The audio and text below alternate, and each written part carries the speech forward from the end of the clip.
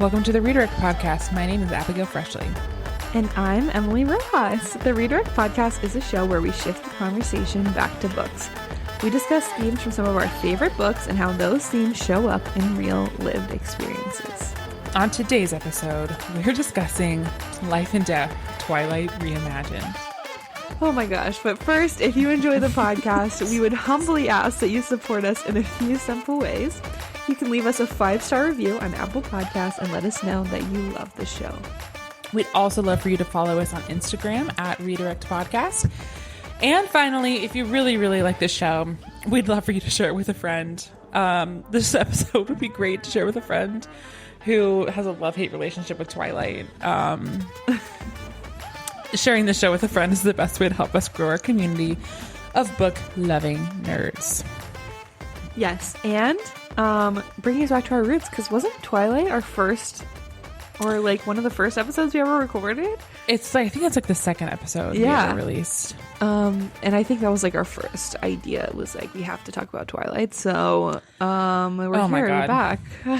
So Life and Death is oh my gosh, in celebration of like the 10-year anniversary of Twilight. Stephanie Meyer released this story, and I actually have the book that I have is like I posted it on our Instagram, but it's like two books stuck together. So it's Twilight, and then you flip it the other way and turn it over, and it's Life and Death.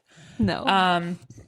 So basically, in the foreword to this story, she said that the reason she decided to do this is because over the years she had heard criticism about, and this is actually like we really missed this because this happened like several years ago that she released the story. Yeah, I think I knew of it, but and this was before the release. It was before the release of Midnight Sun. Yes, because in her foreword, she acknowledges the fact that I'm sorry, I'm not releasing Midnight Sun. I just haven't written it. Yeah. So let's see what she says. Because this is important for setting the tone, because I have several notes about this very thing.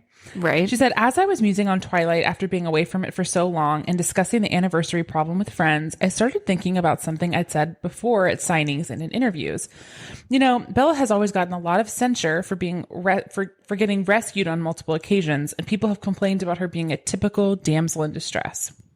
My answer to that has always been that Bella is a human in distress, a normal human being surrounded on all sides by people who are basically superheroes and supervillains. She's also been criticized for being too consumed with her love interest as if that's somehow just a girl thing. But I've always maintained that it would have made no difference if the human were male and the vampire female. It's still the same story. Gender and species aside, Twilight has always been a story about the magic and obsession and frenzy of first love. Okay. I'm irate about this book, and I will tell you why. She had this opportunity to do something really cool, right, and to have this cool conversation about gender and how it impacts romantic relationships and relationship with your parents and the way that you interact with the world, right? And she just totally rejected that, like completely rejected that whole idea. Yes. And also, she changed everyone's gender, every single character, with the exception of a few character.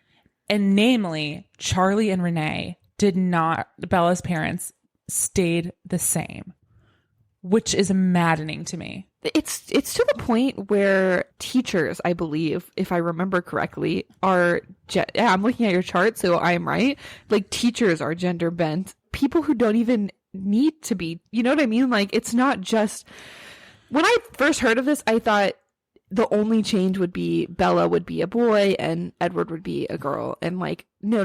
That would have been more interesting. That would have been more interesting. You would have seen the way that the Edward character interacted with his family as a girl instead of a boy. But now they've changed all the siblings. They've changed Esme and Carlisle. They've changed all of the friends at school. Yeah, Jacob all Black, of the werewolves. All the teachers, the friends, like you said.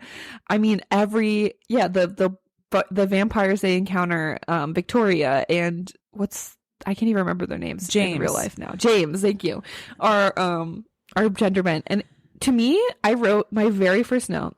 This is like reading a very bad fan fiction. And my second note, this feels like a first draft with zero editing, very much like Midnight Sun. And I think part of that is like what you said, and I have a lot of notes that go more into this as we can talk about what happens in this book. But obviously, people can be whatever they are. There are boys with more feminine qualities, girls with more masculine qualities. Like, there's a whole range of being a girl and being a boy, being a man, being a woman, whatever. But there are also things that are like how you're raised and how the culture, the way that you live in a patriarchal society. Like, exactly. She is rejecting the idea that we live in a society that has certain values assigned to gender. Yes. That, like, even if the characters themselves rejected them, right. The fact is we live in a culture where that is the truth. And even more so in 2006, the year that this book was set.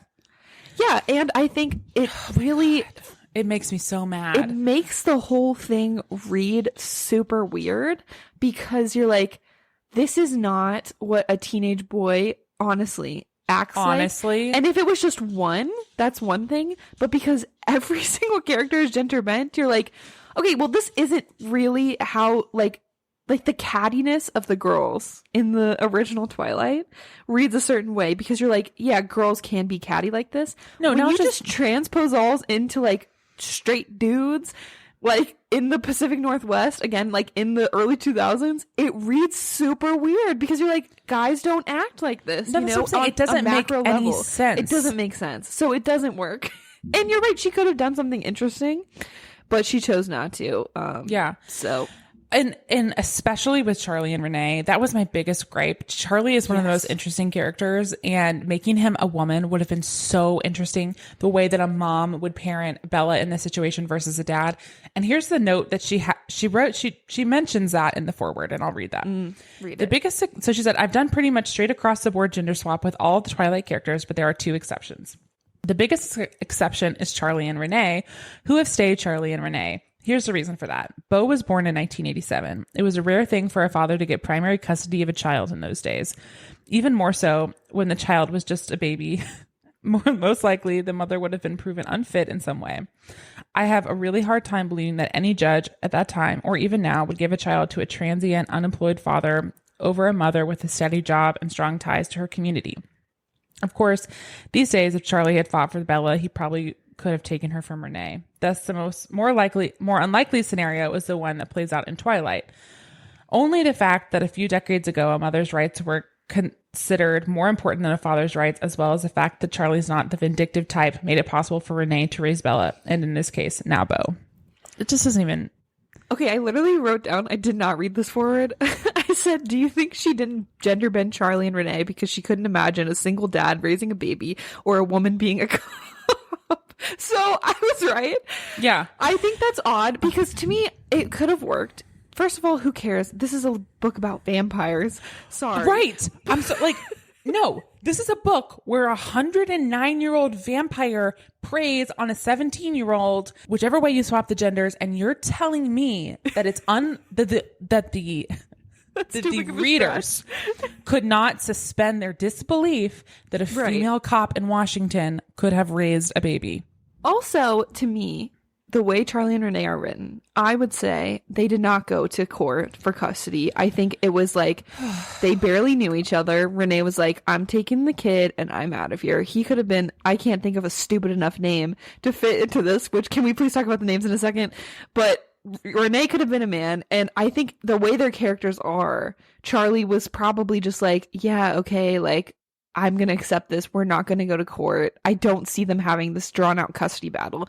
So I think that is whatever, but I just don't think they did that in any ways. I don't think that Charlie and Renee went to court to get a custody agreement. I think they just like worked it out between themselves, and there's not like a lot of hard feelings. They're just like, whatever. We didn't really know each other. You didn't like living here. You took the kid. That's fine. Like, Charlie's such a laid-back guy. I just don't see that. So, it's stupid. I have a better theory about why. Like, okay, I want to insert this theory.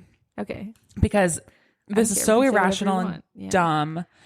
But here's my thought. Uh-huh. I think that in the original Twilight, there are moments where Charlie has homoerotic moments with Billy, Jacob, and Carlisle. High, Sure. hard on the sexual tension with Carlisle. The way he defends him, the way he's like, and he's so handsome. I'm like, okay. And I think what she was proving is by swapping all the rest of their genders, there's still sexual tension. So either way you slice it, Charlie is hot for those characters, and there is either homoerotic or heteroerotic tension between those characters. Canon bisexual Charlie. Yes, I think. Okay, fair I enough. think I that can accept Charlie is either pan or bi. I think that he is like very much. It's not about the label, but it's the wine in the bottle. I think that he is. Like this is the explanation I have to insert into this for me to not want to like jump off a cliff with how poorly done this was, because it was so poorly done. Can we talk? Let's about discuss the names. Beaufort is the stupidest name I've ever heard, and Edith spelled with a Y, and it is also Edythe. Yeah. Beaufort.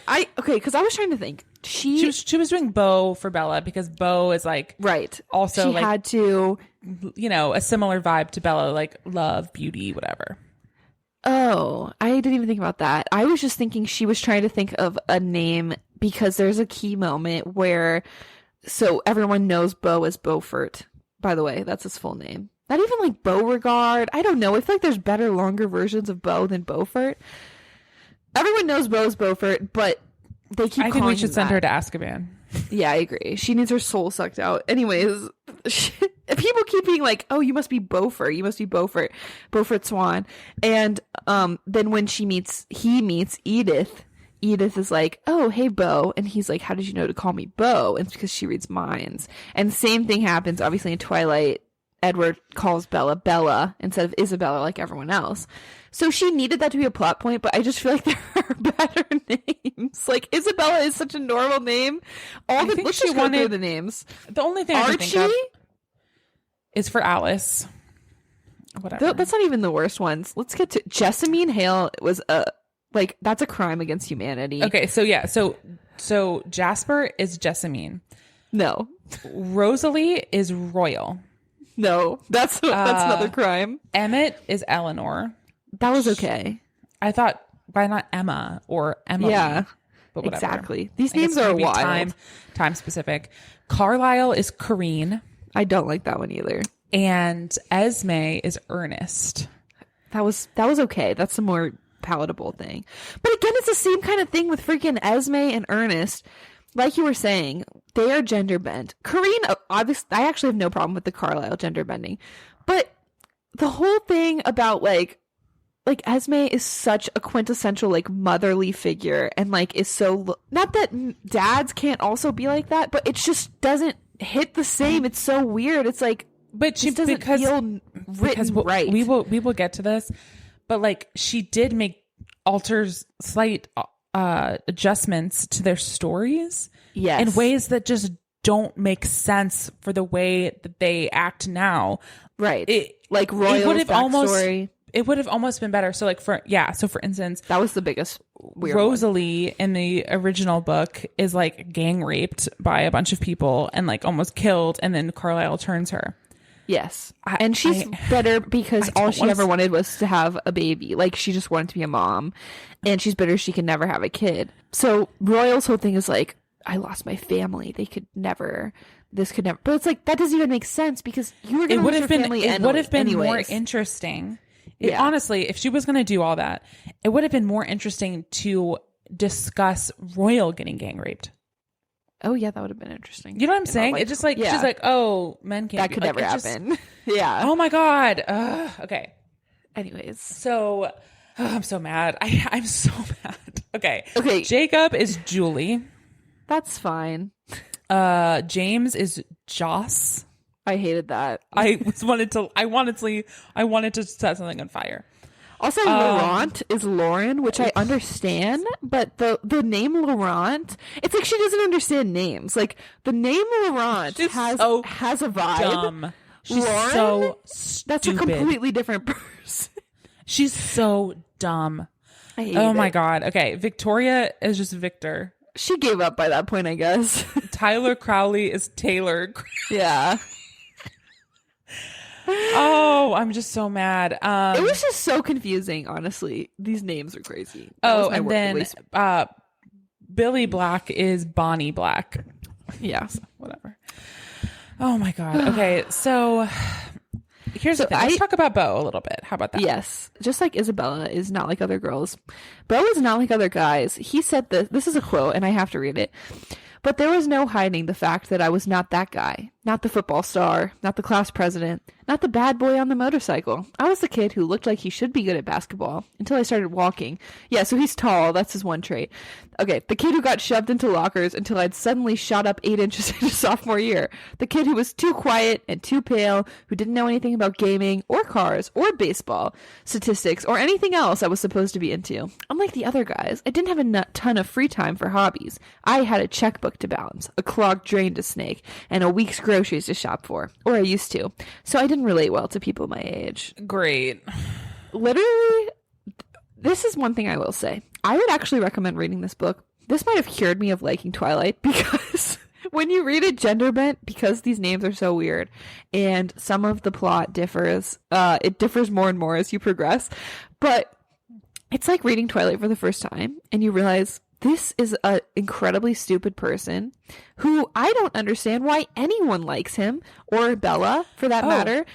You are a bad friend. You have no interest. You have no personality. You fall in love with the first person who shows you any attention, like who you think is hot. And that's like all you have about you. That is the only characteristic you have. And this is... Yeah.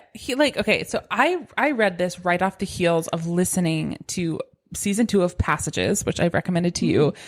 And I will now recommend to all of our listeners. I know it's another book podcast, but I don't care. Go listen to it. It's so freaking funny. It's 2 best friends. They're comedians and they read through Twilight. Funny. And that's one thing they talk about was they read the original Twilight. Like, Bella is really rude and mean. She can't remember anyone's names. She can't remember details about people's lives. Like, she's not a good friend. She's not. And okay, this is a great example of the ways that she just did not put in effort to this.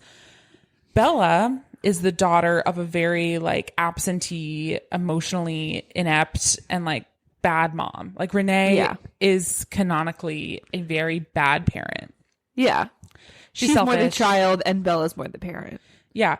The way that a teenage daughter relates to a mother like that is honestly just different than a way a teenage son adapts to a mother like that.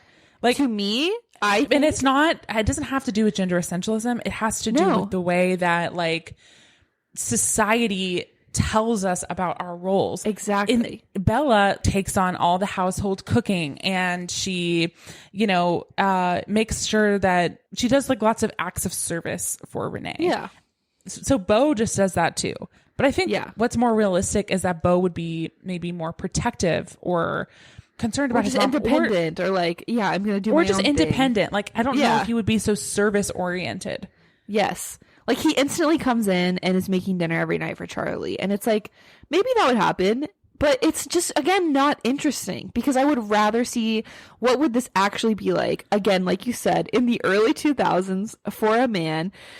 And it's just weird. It's like, they're both weird. Bella and Beau are both weird. They come in to this new school and they have seemingly no friends they've left behind. Like, I'm sorry, there are kids who work jobs to help their families live, or like he didn't even take care of younger siblings. There are parents or kids who do that, and they still have friends. They still have some kind of hobbies. Maybe they don't have a lot of time for them, but like, you're just boring bad people. It makes sense why you had no friends back in Phoenix and why you will not have any friends here. It's just weird. You're not good.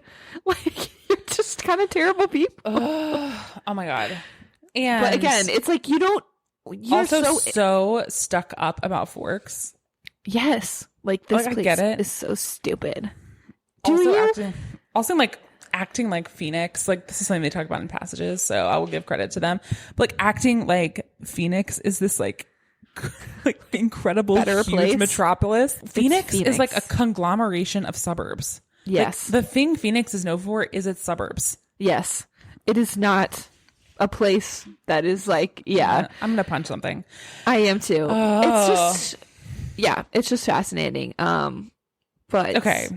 whatever. So the other thing that is just like, so gender wise, like, okay, so Bo starts school and I said in all my the notes, girls I are said obsessed with them. I actually do find it more believable that a random new boy would become extremely popular in Yeah. a small high school versus a new girl. Am I a misogynist? I don't know, but I think in some ways this book did unearth some internalized misogyny for me. sure. Because there were things, okay, maybe this is what it is. You expect bad behavior from men, Yeah. or at least I do. Mm-hmm. And I expect better behavior from women.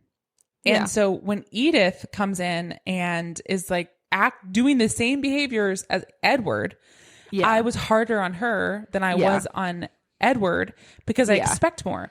But herein lies the biggest plot hole of the entire freaking thing, Emily. Yeah. Forget about the early 2000s or late 90s when Bo was being raised.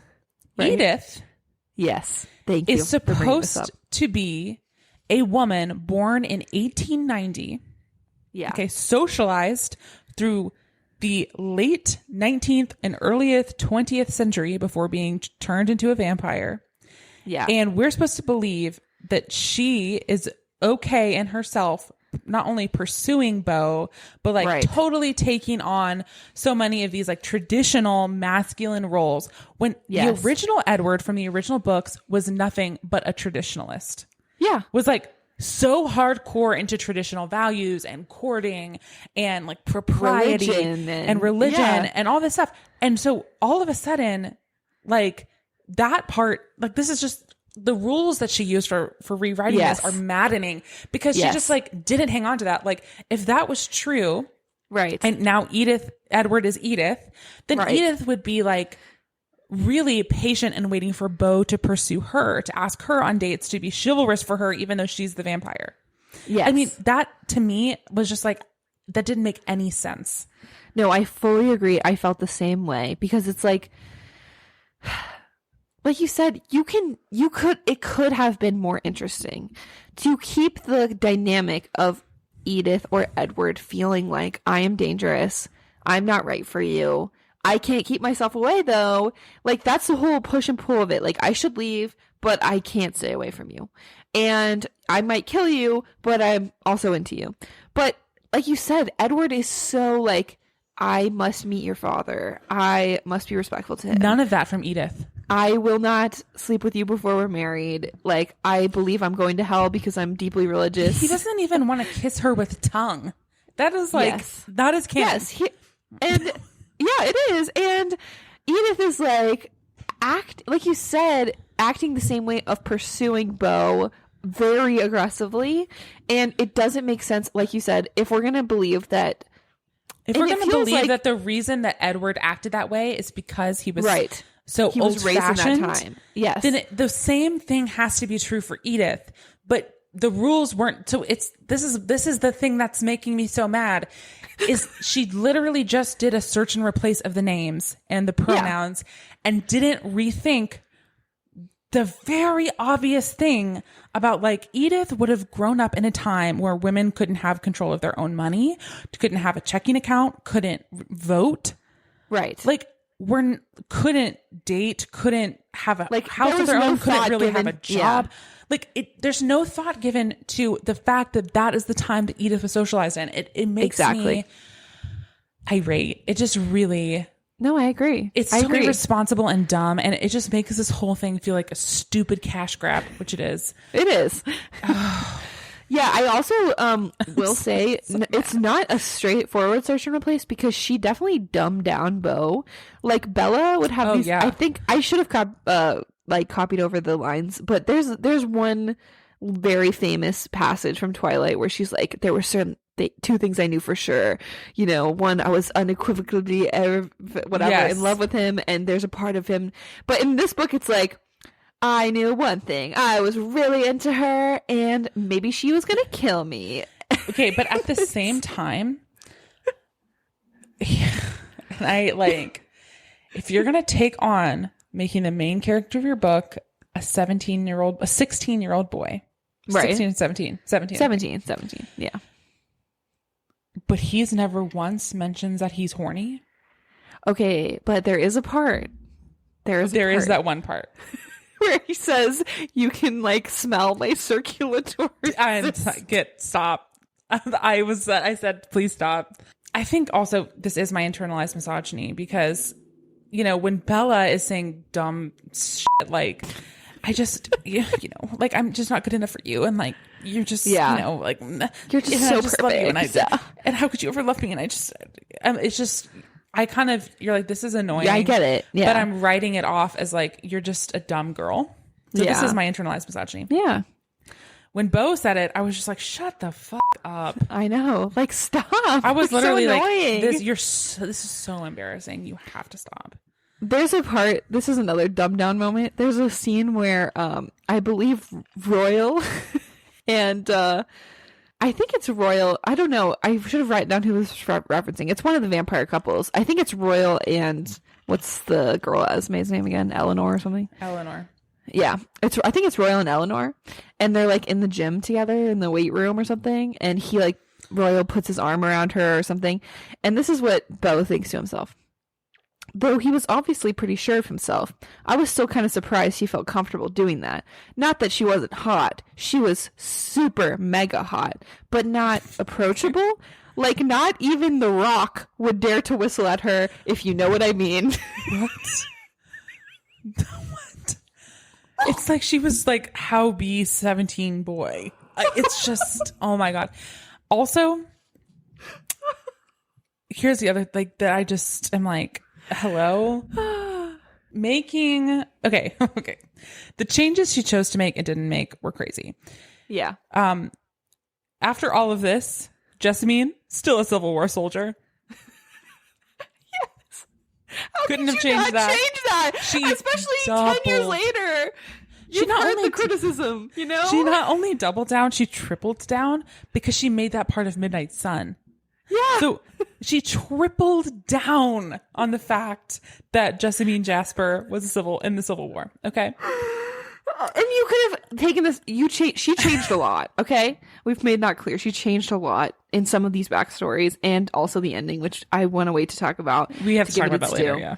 But she could have made Jessamine on the Union side at least. You know what I mean? Like, it didn't have to be the Confederacy. She just said double. Or she could have put one line of Jessamine being like, yeah, I now know better and do not believe in slavery. You know what I mean? Like, it is. No. Is she just. No. Okay. No thought. Like, there's the changes she made and didn't make are crazy. She doubled down on like Eleanor, the Edmund character, being like the strongest one. Which again, you're like, I mean, I guess, you know. But the 17-year-old Bo wouldn't perceive that. Exactly. Because the thing is like, it's implied that like that all of the female vampires are very strong, but they don't appear strong. Yeah. Do you not like, so, it's just, yeah, it's weird. Something also, I wanted to say, sorry, this is just a side tangent, but this is not really a critique on the gender bending, but I've never given this much thought. Bo references that Renee is like his best friend and talks about how much he took care of her. And I'm like, so this is obviously probably true of Bella as well. And it seems odd. Obviously things play out differently in this book, but it seems odd after this book. It feels like there's no, like, Bella doesn't really call Renee. They go visit her one time. They don't really keep in touch. And by the end of Twilight Breaking Dawn, she's chill, like, never seeing Renee again. But so again, I just question their ability to form relationships to anybody besides Edward/Edith, because it's just so weird to read this knowing, like, how Twilight plays out. You're like, okay, how is Renee your best friend? And you don't seem to care at all when you completely abandon her in the future. So that was a weird thing for me. But anyways. Like, we're trying to make something completely irrational and nonsensical make sense. And you're right. The truth is that there was just not a lot of thought put into this. So basically, I want to talk about goes with his friends to Port Angeles. Okay, this is what I want to talk about. Sorry, that's where I got to. Yeah. This is crazy. It was All right, wild. so in the original book, what happens is Yeah. that Bella goes with her homies to go shop for prom dresses or dresses for the girls' choice dance or whatever. And It wasn't even girls' choice in the book. It was just a normal dance because she was getting asked by all the guys. Yes. So she had to make it girls' choice so that he could be pursued by all these girls, which again does not make sense for how girls act around 17-year-old boys. It's just they don't act the same way that boys do around 17-year-old girls. So I'm sorry. As a whole, maybe again there would be one, but it's like 10, so that doesn't make sense. Anyways. So it doesn't make sense. Bella goes prom dress shopping. Bo goes like corsage. Boutonniere shopping with the bros. There's not like a little that also florist doesn't and happen. forks. No. That doesn't happen. That's so weird, bro. Their moms, if anything, buy them. If anything, their mom okay, if I'm wrong and you are a man listening to this, and when you were 17, you got in the car with your homies and went to go debate over different boutonniere arrangements. Yeah. Prove us wrong. So anyways, it's in the another book, thing where it's like, okay, hey, this is so stupid. It doesn't have to be a 1-for-1 replacement. You could have made it like, hey, we're going to go bowling in Port Angeles, or we're going to go like do some activity there. It didn't have to be a shopping, like that's not critical to the plot. Well, because then they're like, we're also going to go see a movie. So I just don't understand. You could have been like, we're going to go putt-putting and then see a movie. Do you want to come? It's just weird. Anyways. I'm mad. Okay, so in the original book, Bella is like she's trying to find a bookstore, but she gets a little bit lost, and then she starts getting pursued by some bad guys who probably want to attack her. Yeah. Implied like that they were going to rape her or something. Yeah.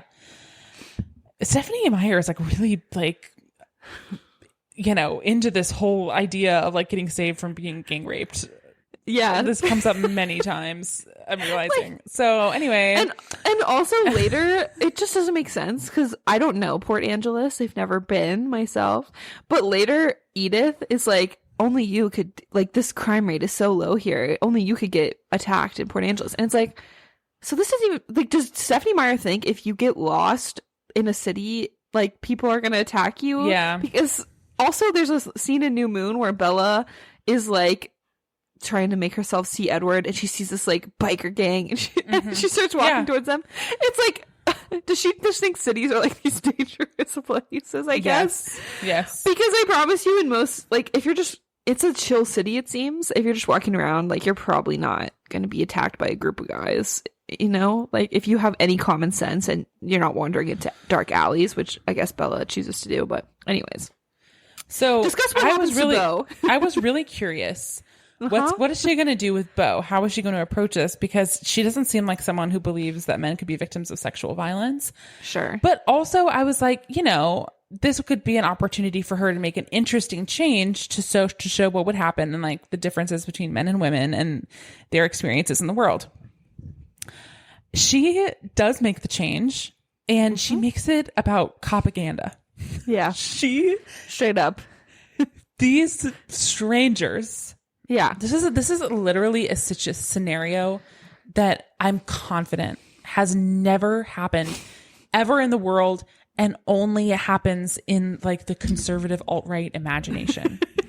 Is that these people are like, hey, you look like a cop, and we think we saw you with a cop. They did, like your dad, like at the airport or something like that. Which again, and now we see you and like we want to beat you up because you're a cop. Yes. That is the scenario.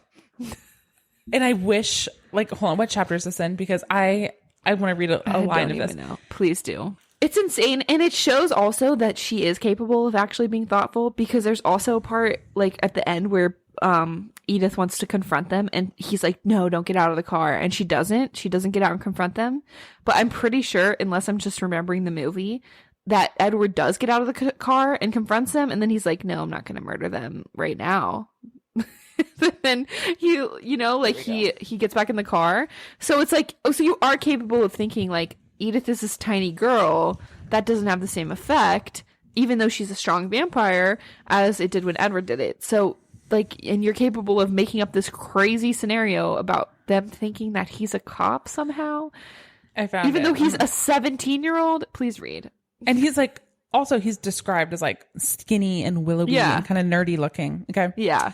Not strong, not athletic. Like he doesn't look like a cop. Okay.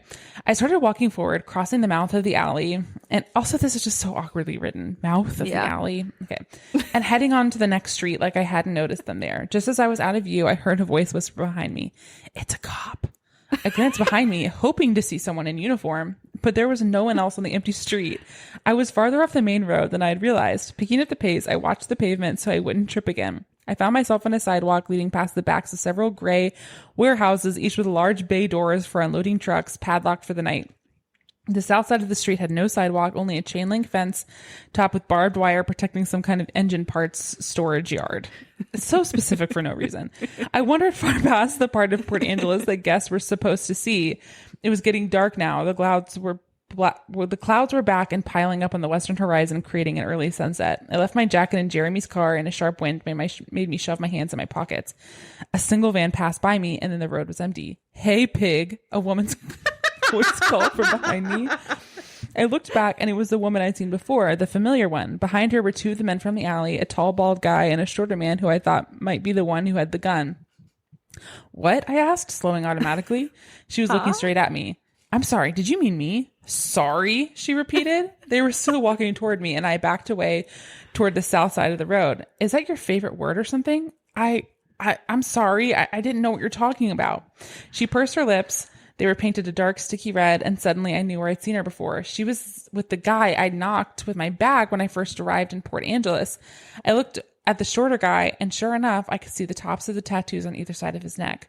"Aren't you going to call for backup, officer?" he asked. I had to glance behind myself again. It was just me. "I think you got the wrong guy." "Sure we do," the woman said. "And you didn't see anything back there either, did you?" "See anything? No, I didn't see anything." And then she says, hey, I said, rolling my hands higher so he could see they were empty. "I'm not a cop. I'm still in high school." I kept edging away until my back ran into the chain link fence. "You think I'm stupid?" the woman asked. "You think your plainclothes get up fools me? I saw you with your cop partner, Vice." What? No, that was my dad. "You're just a baby pig?" Sure, okay. So that's cleared up. I'll get out of your way now. It is insane. And so then Edith comes in and saves him. I'm going to start calling Bella and Bo baby pig from now on. This is something. Piglet. Like, these criminals are now pursuing a cop that they remember from months ago, from the airport, from a 5-second interaction. Somehow she remembers him. And he is stupid that he happened to run into the same. This whole gender bend scene makes no sense, by the way. She could have made it like sense. Maybe he does actually witness a drug deal or something, and they're like, "You're gonna tell." You know, like, she could have made it the similar thing, but without being so weird and making no sense. Anyways, so then Edith saves him again, and they drive off. And then like this whole night, like, you know, it's not. Edith, from here on, like, they start getting closer, they start spending more time together. But again, Edith is not about the propriety. She's not about, she even makes comments like, "What, are you feeling weird because, like, I'm a girl and I'm stronger than you," or something like that.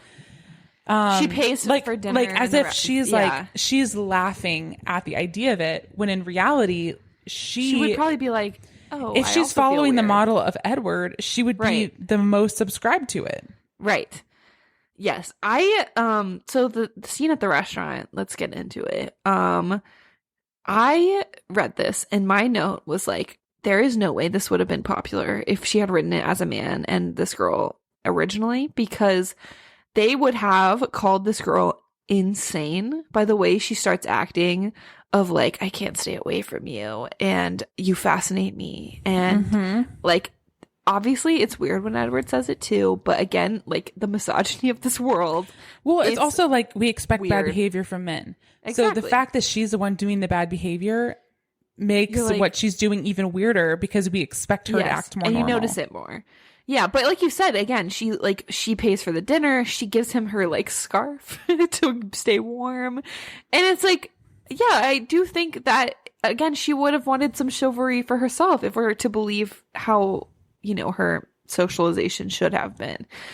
Also, I wanted to know, is this relationship even consensual? Because there's a part later after, this is when he tells her he thinks she's a vampire, and she's like, yeah.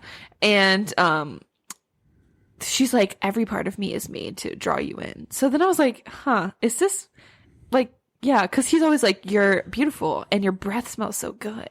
And like, you're so fascinating and I can't stay away from you.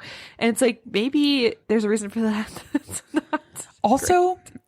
And this is something that I guess I just didn't notice the other times I've read the actual Twilight. But there's one point where she's like, I almost tried to kill you in a room full of children. And he's like, but they're all my age. Yeah. And she's like, yeah. Yeah. Yeah. So you recognize the fact I'm a child. Yeah. So you agree it's weird that you're 100 and I'm 17. Oh my God. Okay. So, yeah, and I think also, okay, we're getting closer to the end, but well, I mean, the whole middle part is so boring because it is literally chapters of them just being like, I love you. Staring now, at each what's your other. favorite color? Yeah, literally. Literally. Or like, I love you, like, but I'm gonna kill you. I know, but it's okay. I trust you. It's just that for like chapters upon chapters. It's fine. Again, Bella is also like this, so I agree. We need and to also criticize like the original. Royal doesn't like, just like Rosalie, it doesn't like Bella Beau, but I felt like it wasn't clear because it's the point of it in the original is that Rosalie resents Bella because she wants to be human so that she can have a baby. Yeah. Because that's the point of a woman's life, of course. But it was never really established like why Royal feels that way about Beau. No, that's what I was saying earlier. Because she changed his backstory, and his explanation was like, I could never be with my family again, and I could never forgive. But it's like, okay, I get that. That's obviously traumatizing or whatever. But if you live long enough, you eventually are going to lose family members anyways. And so I don't understand. Like, that to me is not as strong of an argument for, because if Beau chooses, like, she didn't, or whatever, Royal/Rosalie, they did not have a choice. But if Beau chooses it, that doesn't make as much sense because it's like, okay, well, he knows what he's getting into. He knows he's going to have to say goodbye to his family. You didn't have a choice, but Beau does. But the baby thing makes more sense because it's like, hey, you're only 17. You may not understand. Or like, you're not probably thinking, I want to have a kid right now. But maybe in, 100 years, you're going to think, I did want to have a family and I couldn't. And you don't, like, that makes more sense that there's more stakes to that because it's like, that is something that you can never give back. And maybe a 17-year-old wouldn't understand the gravity of what they might be giving up or might not care at all, which Bella didn't really seem to until she decided she did care. So yeah, I just thought that was really odd. I agree. What I was going to say is also this is a standalone. The story wraps up obviously at the end. And that makes it even more obvious how quickly they fall in love and how weird it is. I was just thinking that because in the original Twilight, they're already like weirdly devoted to each other at the end of the first book. But then they have like lots of obstacles to overcome. They break up for a little while. Then there's like a vampire war. And then they get married. And then she has, Robitussin. OTC, so like all of that stuff happens. And so before she is turned into a vampire, this makes it seem all that much quicker. So the climax starts like again. The original book is so weirdly paced. This one is too weirdly paced. Towards the end, they're playing baseball with the family, and then so in this book, it's Victor, Joss, and Lauren roll up. A completely different crew than Laurent, James, and Victoria. Those are completely different people. The vibes. Lauren, Joss, and Victor. Also, like Joss, like what is Joss? I've never heard that. It couldn't have been Jamie. Like Jamie can be a girl name or like something better. Honestly, though, it does make sense how she got to Renesmee, knowing how she named all the people in these books, because, like, the names are crazy. Continue. Okay. So the same thing happens. The hunt begins, and they make very stupid decisions about how they're going to care for Bo. And Bo does the same thing to Charlie about, like, I got to get out of this town. I don't understand on the reread as well. Why couldn't they just, like, protect Bo's house and wait, like, and never leave him unattended? 7v3. Exactly.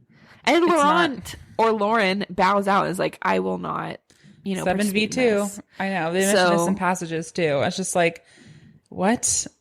I know it doesn't make any sense. Like, the plan does not make sense, and having to hurt Charlie does not make any sense. And yeah, it's so tough. stupid. So it follows all the same plot, except for the fact that Bo, like, the universe has kind of split when Bo decides to dip out a little bit earlier than Bella does in the original book to meet Joss James at the ballet studio. Right.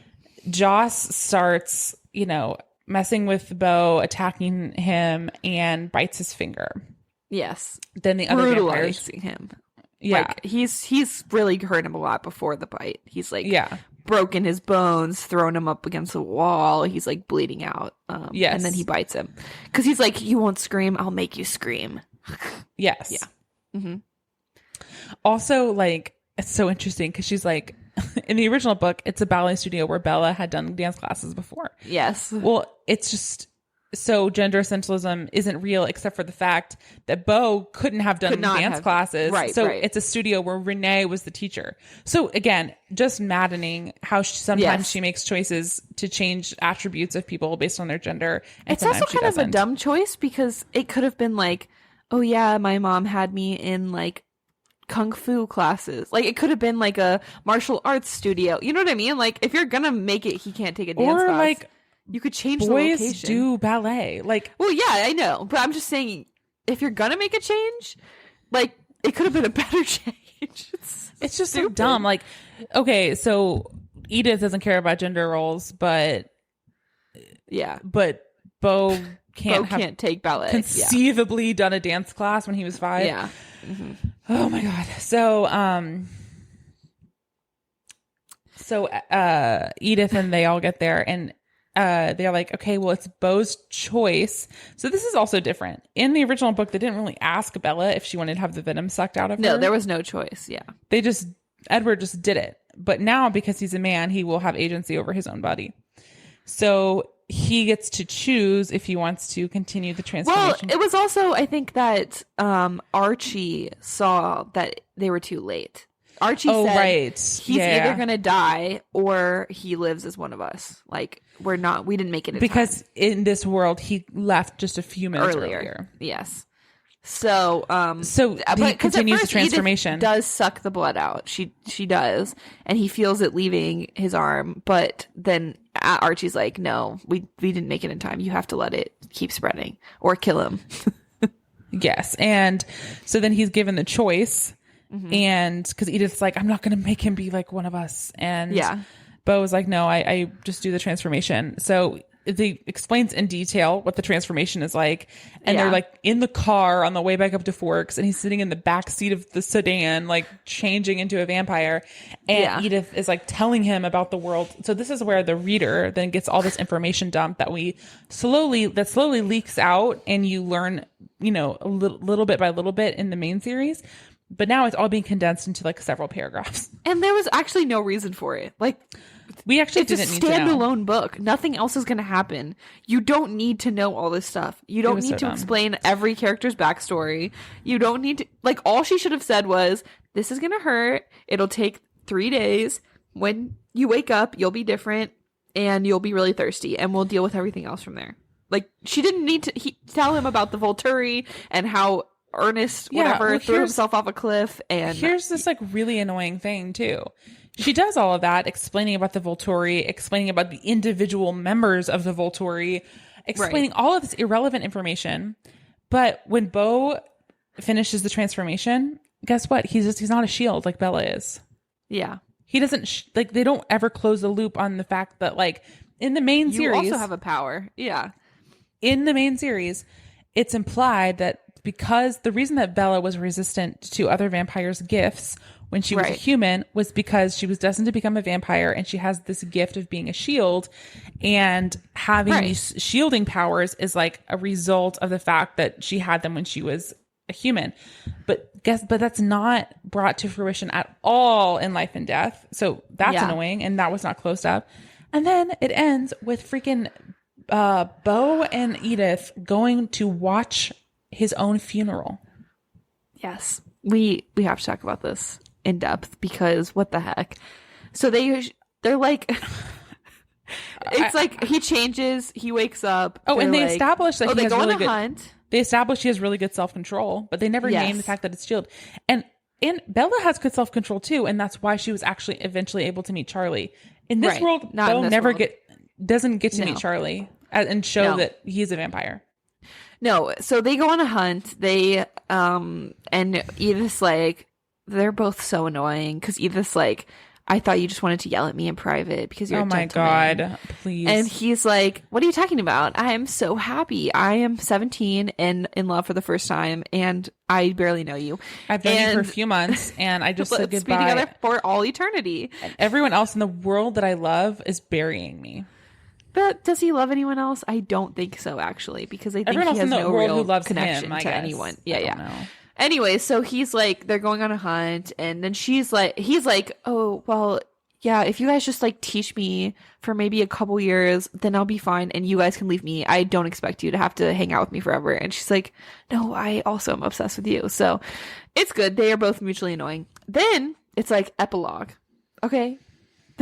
I was so shocked. Edith and I honestly, I was like rolling my eyes and sighing and like I was angry. I was just so angry about the whole way that this finished up. So Edith and Bo are like sitting in the distance watching a row of cars, and you're like, what is this? And he's like, I think I should watch the event happen.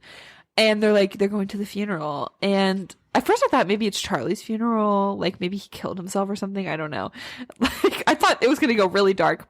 So basically they decide they explain that they have found a burnt up corpse and faked Bo's death. They think they're burying Bo. They, like this thing was so stupid. So they watched the funeral.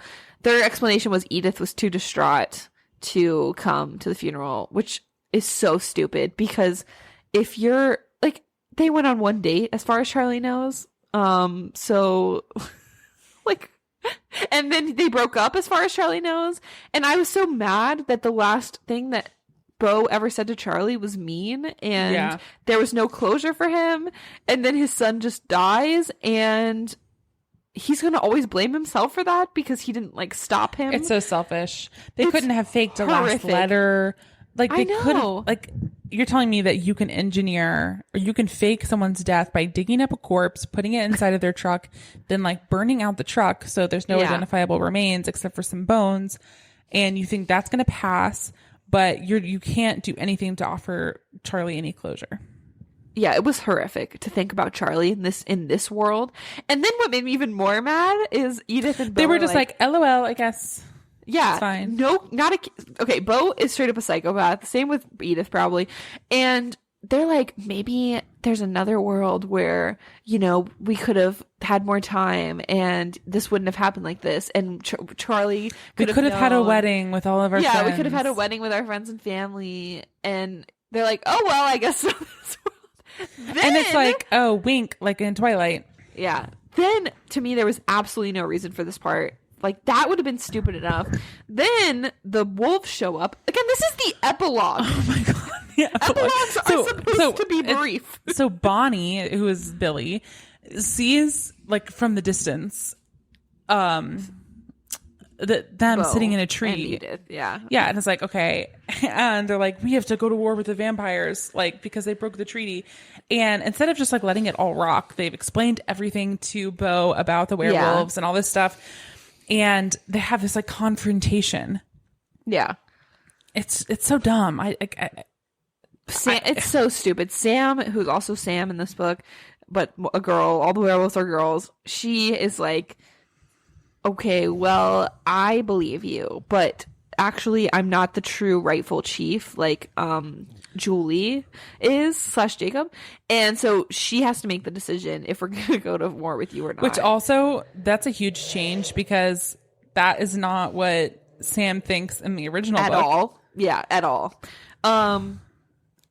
This, to me also, because, okay, the whole problem is the wolves don't even want to fight them. They just want them to leave town. So my thing is, like, I think it is actually extremely logical that a family, if their child's partner, boyfriend, whatever, suddenly died in a horrific way, that they would move towns. Like, if it's like, hey, this is too traumatic for her to be here, I do not think it would be suspicious. I don't think people would be like, Edith killed her.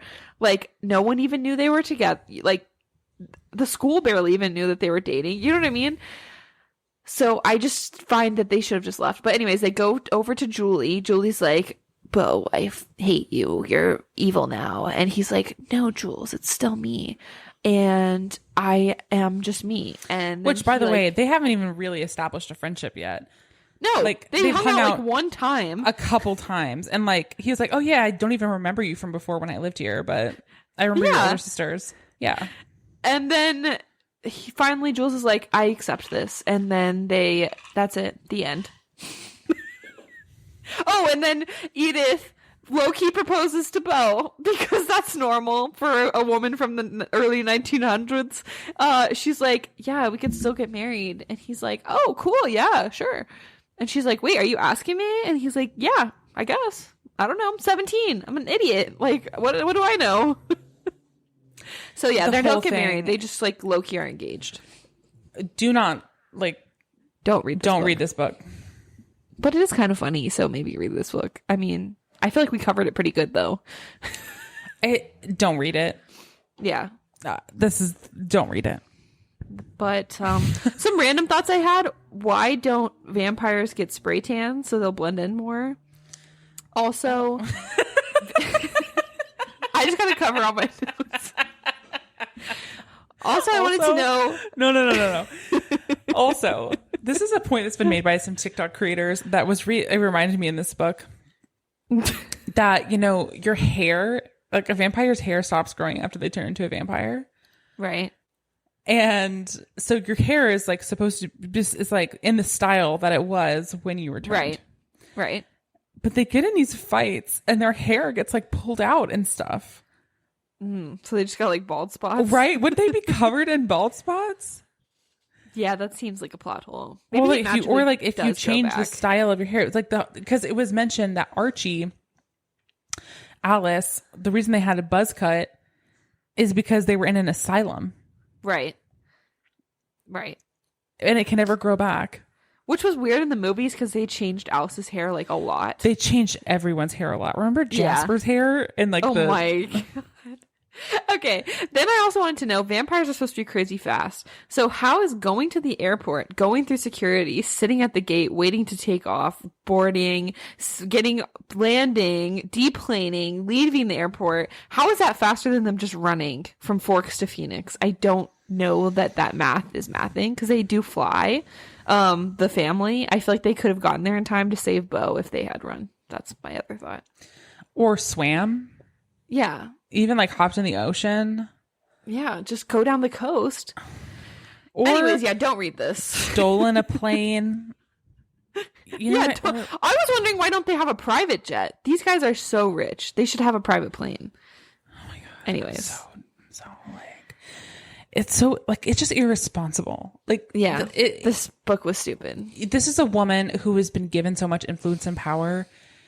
And she has just wielded it for evil. She just is not like, she had such an opportunity to correct the blind spots that she made in Twilight. She did. To make it better. And she squandered it. Yeah. Do not read this book.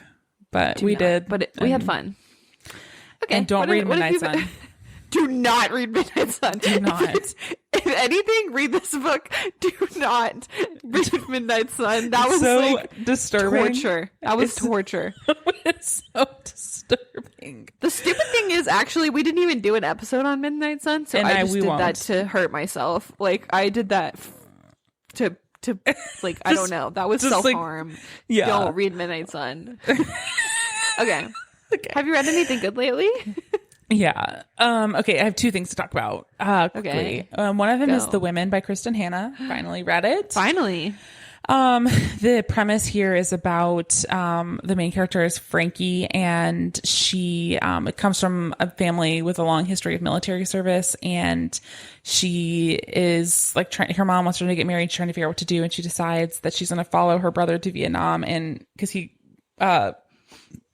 was sent off to the war, and she's going to be a nurse because she's studying nursing. And it's her experience as in like the women that she served with as nurses in the Vietnam War. And you kind of follow her journey from being very like optimistic and bright-eyed about serving her country and, you know, doing what needs to be done, to being extremely skeptical about the war in Vietnam. And then the whole first half is like her experience there, relationships that she forms, people she falls in love with. And the second half is her experience being back home. And it was really interesting. It really colored for me. You know, she came home to a culture that was really upset and angry about the war, as was she. But everyone, you know, she's not being welcomed home and like thanked for her service, but more like discriminated against for having served in Vietnam. And then also as a woman, she wasn't really given services to help treat like the PTSD that she had from being an OR nurse in Vietnam. Like, you know, and talks about trying to access services at the VA and being told that like there were no women in Vietnam and the history of women in Vietnam being erased. So it was really interesting. I felt like I learned a lot, and it really made me think on an optimistic note about how there's really nothing new under the sun. Yeah. And that the worst things that we go through as a country, as a society, they're things that have been experienced by people in the past. Sure. That's really nice. So take that as you will. And so yeah, it was good. I would say it's like not her best book. It's not my favorite of her books, but she wrote a little note at the end of the book about how this is a premise she's been wanting to write about for a really long time. But as earlier in her career, she felt like she didn't have the chops to write about it, and she wanted to do it real justice. And I think she did. And so yeah, I would recommend it to folks who like her other books if you want to maybe give it a spin. If you've never read Kristen Hanna before, I don't know if I would start with this one, but she definitely she does a lot of research on her books. It definitely shows. There's lots of details and and things that really color it and make it seem like she really does justice to the time period she's writing about. Yeah, she's very well researched, so I do like that. Yeah, at the very least, that is the vibe. And then another just small one. I went to the library recently and did a little graphic novel haul. I saw that. It was so cute. Yes, I was like, you know what? I need to pick back up on these and also like kickstart my reading a little bit. Although, you know, I don't do number goals officially. I lagged behind a couple months this year, kind of below what I normally read in a month. Yeah. And if I pick it up a little bit, I can reach 100 books this year. So, which is less than last year, but it's possible if I just pick it up a little bit. And so I was like, okay, let me get some graphic novels to help add some in and pad my... Those definitely are. Yeah. You can fly through them. Yes, for sure. You can read it in an evening.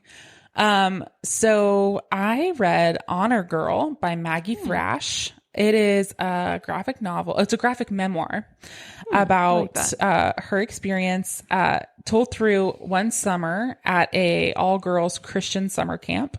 Oh. In the 2000s. And she realizes she's a lesbian. Oh my gosh. And the experience of what that was like. And she's from Atlanta. Her Which dad. Well, she went to a camp. I know. So I thought the camp was actually in Kentucky, but Oh, okay. it's like Still same very vibes. similar to our like camp experiences. But Sure. she it's really good. I really liked it, and it's like heartbreaking and touching, Yeah. and a lot of, it's good, and it's her story, that. and the art is nice, and the story was good, and I recommend it. That's Love it. Honor Girl by Maggie Thrash. Okay. What Awesome. about you? I have 2 books I read recently. I'm gonna save one for our next episode because Okay. it was so unhinged. I can't bring that energy into this already unhinged episode. So I'm Yeah, gonna talk about a please. really good book I read, which was Heartstopper Volume 5 by Alice Oseman.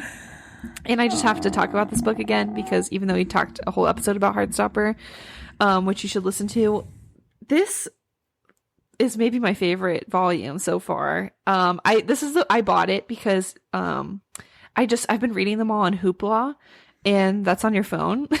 So I wanted to own one at least. I wanted to support Alice Oseman financially, and because I think these are really, really good books. So I'm like, well, And the when you love art is something- like kind of nice on yeah, page. and I wanted to hold, at least one of them and look at the pages and not just like on my tiny screen. So anyways, this one, I mean, if you know Heartstopper, it's Charlie and Nick. It's like, I love that they don't break up. Like, she can build tension between a couple over 5 books, and they're in high school, obviously, but like there can be problems that they have to overcome and stuff they have to deal with, but they don't have to break up for it, which I think most, like a poorer or a worse author would break them up.